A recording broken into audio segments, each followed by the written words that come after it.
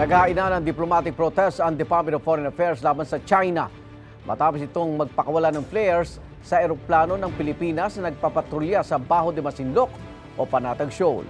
Git ng DFA, legal ang routine patrol ng eroplano ng Philippine Air Force dahil nasa loob ito ng exclusive economic zone ng bansa. Bukas naman daw ang DFA na makausap ang China para hindi na maulit ang nangyari. Sa ngayon, ang kasunduan pa lang ng Pilipinas sa China ay para sa mga RORE mission sa Ayungin Shoal.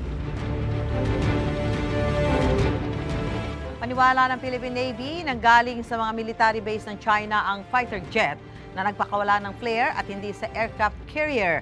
Nagtayo ng military bases ang China sa ilang lugar sa West Philippine Sea gaya sa Mischief at Subi Reefs.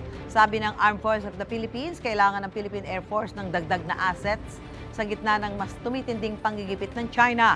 Itong Hulyo, inaprubahan ni Pangulong Bongbong Marcos ang pagbili ng 14 na multi-role fighter jets. Sa ngayon, tuloy lang daw ang AFP sa kanilang tungkulin at hindi na rin nila papatulan ang China.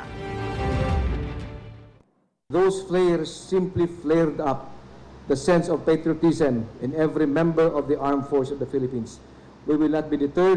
We are showing the world through the Transparency Initiative all the actions that the PLA is doing. We don't want to get to a situation that there would be a downward spiral of escalation.